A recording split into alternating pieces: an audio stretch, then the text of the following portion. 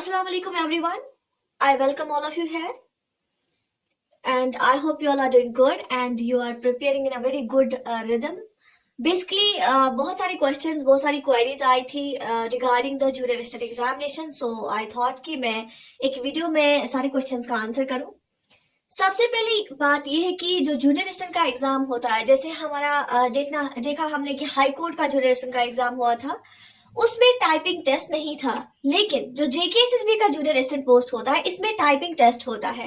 Typing test क्यों जरूरी है? क्योंकि जूनियर असिस्टेंट का ऑफिस में काम ही होता है, उसको कंप्यूटर पे डिफरेंट चीजें टाइप करनी होती है और उसमें जो है उसका एक होल्ड होना चाहिए कंप्यूटर्स पे जो ऑफिस वर्क होती है। इसलिए आपके कंप्यूटर्स के सिलेबस में एमएस ऑफिस होता है, जो माइक्रोसॉफ्ट ऑफिस होता है, जैसे वर्ड में कोई चीज बनाना, एक्सेल में कोई चीज बनाना, पावर पॉइंट प्रेजेंटेशन देखना, और उसके साथ साथ उसका अच्छा खासा होल्ड होना चाहिए इंग्लिश पे भी। तो एज यू नो कि बहुत मेजर ऑफ द डॉक्यूमेंट्स हमारे होते हैं, मोस्ट ऑफ द डॉक्यूमेंट्स हमारे इंग्लिश लैंग्वेज में होते हैं। अगर हम बात करेंगे जो एस्पिरेंट्स है, क्या वो टाइपिंग टेस्ट में खुद को एक्सेल कर सकते हैं अगर उनको अभी टाइपिंग नहीं आती है? टू बी वेरी ऑनेस्ट, अगर जो बच्चे जिनको थोड़ा सा भी आता है, मतलब कंप्यूटर चलाना आता है, टाइप करना आता है, अब मसला होता है स्पीड का, क्योंकि कुछ पॉइंट्स आपको याद रखने पड़ेंगे। For typing test you need 35 words per minute आपको लिखने आने चाहिए और 90% एक्यूरेसी होनी चाहिए। अब मैं आपको बताती हूँ कि प्रोसीजर इसका क्या रहता है। फॉर एग्जाम्पल, ये डिफरेंट बैच को बुलाते हैं एग्जाम के लिए। आपका डेट आता है और आप किसी कंप्यूटर लैब में जाते हैं। आपके जो जैसे आपने ऑनलाइन कोई एग्जाम दिया होगा ना, वहां पे कंप्यूटर्स पे आपका अकाउंट खुलता है, आपका छोटा वो फोटोग्राफ भी दिखता है और नाम भी आता है। आपको उसी टाइम बोला जाता है या डीओ भी आपका एंटर करें, वही आपका पासवर्ड होता है। जब आप पासवर्ड देते हैं तो आपको बोला जाता है कि आप लॉग इन करो, तो आप लॉग इन करते हैं।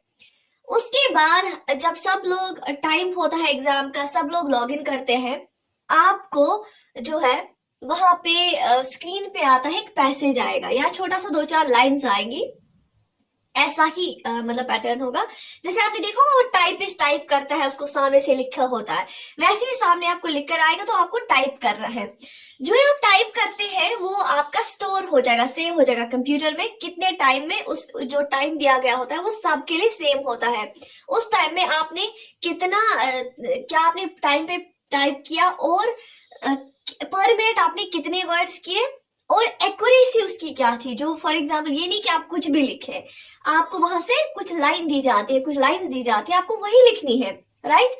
तो वैसे इसका एग्जाम होता है। अब जो थोड़े से भी कंप्यूटर नोइंग स्टूडेंट्स हैं, वो अगर हर रोज 1 महीने के लिए 1-1 घंटा प्रैक्टिस करेंगे, that is more than sufficient. उनका जो है, अब डिपेंड करेगा, किसी का स्पीड का प्रॉब्लम होता है, उसको थोड़ा ज्यादा एफर्ट देना पड़ेगा। अब जिनको बिल्कुल भी, जिनने कंप्यूटर का इस्तेमाल नहीं किया है, उनको मैं सजेस्ट करूंगी कि अगर घर में लैपटॉप है या किसी कजन के पास है, एग्जाम क्वालिफाई करने के लिए ये एफर्ट्स देने पड़ते हैं। अगर आपको किसी से रिक्वेस्ट भी करनी पड़ेगी तो आप जाके, आज हर जगह अवेलेबल होते हैं, आप हर एक के पास लैपटॉप होता है। और जिसके पास नहीं है, I am faculty at Roots IAS परेपुरा, वहां आ सकते हैं हमारे ऑफिस में, वहां प्रैक्टिस कर सकते हैं। तो प्रैक्टिस जितनी भी आप टाइपिंग की प्रैक्टिस करेंगे ना, उतना ज्यादा सही रहेगा, उतनी स्पीड आपकी अच्छी रहेगी। उसके बाद आते हैं रिटन टेस्ट पे। तो इसका मतलब है कि टाइपिंग की टेंशन नहीं लेनी है। टाइपिंग दूर कैसी होगी इसकी प्रॉब्लम, वो है आप प्रैक्टिस जब करेंगे। एक और क्वेश्चन आया था बहुत सारे बच्चों का कि अगर हम घर पे फोन के साथ, हाँ फोन के साथ भी आप कनेक्ट कर सकते हैं कीबोर्ड, उसके लिए बेटर रहता है। एक कीबोर्ड का नाम बहुत सारे बच्चे लिख रहे थे, that is HP 100K। HP 100 उसका नाम है।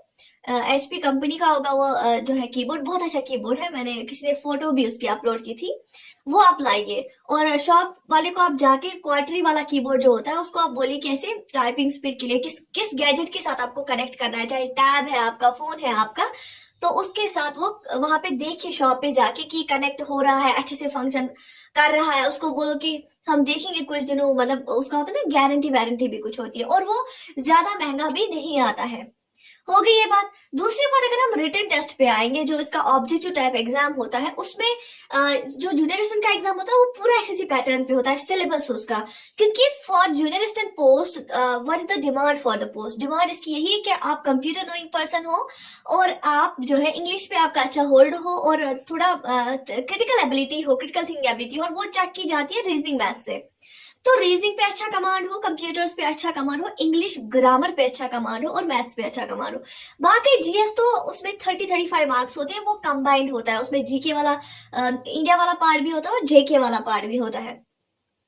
तो कंप्यूटर्स, रीजनिंग, इंग्लिश ग्रामर और मैथ्स, बहुत सारे बच्चे हैं जिनका मैथ्स वीक है और कुछ बच्चे हैं जिनका इंग्लिश ग्रामर, बहुत सारे बच्चे बोलते हैं इंग्लिश ग्रामर की वजह से हम आउट हो गए।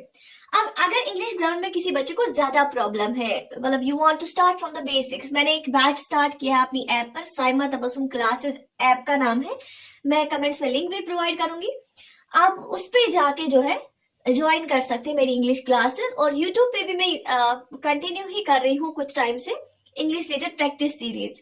और बट अगर कोई फ्रेशर है, उसकी मेरी यही सजेशन रहेगी कि जब आप फ्रेशर होते हैं और आप सेल्फ स्टडी करने बैठते हैं, उसमें आपको बहुत टाइम लगता है।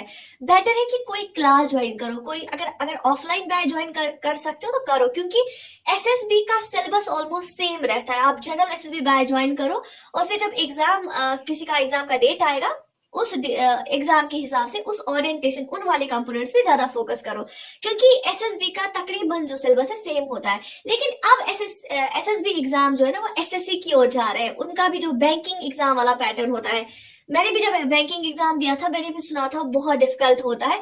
लेकिन टू बी वेरी ऑनेस्ट, मेरा इंग्लिश, रीजनिंग, मैथ्स में मेरा सी सेट बेसिकली बहुत अच्छा था, तो उस वजह से मुझे पेपर बहुत ईजी लगा, जिस वजह से मैंने क्वालिफाई भी किया और मैंने उस एग्जाम के लिए अलग से प्रिपेयर नहीं किया था। तो इसका मतलब है कुछ जो एरियाज, कॉमन एरियाज होते हैं, जेकेएसबी एग्जाम्स हो या बैंकिंग एग्जाम्स हो, एसएससीजीएल एग्जाम्स हो, उसके लिए आप इंग्लिश ग्रामर स्ट्रांग बनाओ, कंप्यूटर स्ट्रांग बनाओ, रीजनिंग मैथ स्ट्रांग बनाओ, बहुत ज्यादा जरूरी है। ये आपको हेल्प करता है सिलेक्शन में। अगर आपकी और भी कोई क्वेरीज है आप कमेंट सेक्शन में लिखें।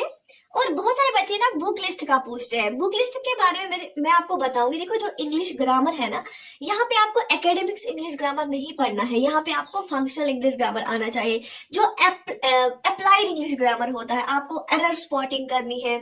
बहुत सारे प्रैक्टिस क्वेश्चंस मैं भी लाऊंगी, अगर आप क्लासेस ज्वाइन करना चाहते हैं वो भी आप कर सकते हैं, लेकिन वो आपको आना चाहिए एरर स्पॉट करना, टेंसेस में, मॉडल्स में, प्रिपोजिशंस में, दिस प्रोनाउंस में, नाउन्स में, और वो इजी वाले क्वेश्चंस नहीं, थोड़ा हाई स्टैंडर्ड आता है उसका, तो वो भी प्रैक्टिस क्वेश्चंस करने बहुत ज्यादा जरूरी है। जिन्होंने ऑलरेडी पढ़ा है उनको मैं बोलूंगी कि आप प्रैक्टिस क्वेश्चंस बहुत ज्यादा करो। और बाकी कुछ बोलते हैं कि जीके के लिए कोई, जैसे किसी ने ल्यूसेंट पढ़ी है, किसी ने रिहात पढ़ी है, उसका लेटेस्ट वाला वर्जन ला बुक, अगर आप वो पढ़ना चाहते हैं। बाकी जब आप किसी टीचर के पास पढ़ते हैं, जैसे आप किसी के पास ऑफलाइन कोर्स ज्वाइन करते हैं, उसमें क्या होता है, फैकल्टी स्पेशलाइज्ड होती है। मतलब किसी कोई टीचर होता है जो मॉडर्न हिस्ट्री पढ़ाता है, उसने बहुत खुद मेहनत की होती है, तो वो आपको एक जगह पे देता है सारी चीजें, तो आपको खुद से बहुत ज्यादा मेहनत नहीं करनी पड़ती है। हाँ, जो आपको चीजें मिलती है उन्हीं को रिवाइज करना पड़ता है। So that is the one thing. So बाकी I wish you all the best. इंशाल्लाह मैं आपको जो है ना सिलेबस भी डिस्कस मैंने ऑलरेडी किया है जूनियर असिस्टेंट का, लेकिन इसके बाद में एनटी का भी करूंगी और जेके पीएसआई का भी करूंगी और जेकेएसएसबी की एक फुल फ्लेज्ड स्ट्रैटेजी दूंगी।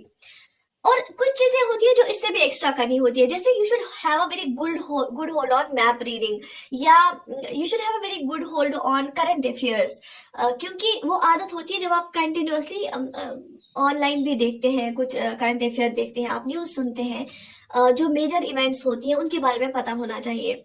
बाकी आप किसी भी कंपोनेंट को छोड़ नहीं सकते हो, क्योंकि अभी सिलेक्शन देना, कंपटीशन बहुत ज्यादा है, पोस्ट कम होते, so you need to be मतलब आप you need not to take any risk, you can not take any risk कि आप कोई कंपोनेंट छोड़ दे। और ऐसे कंपोनेंट्स तो बिल्कुल भी नहीं, चाहे English grammar, computer, reasoning, maths हो, ये तो बिल्कुल भी नहीं।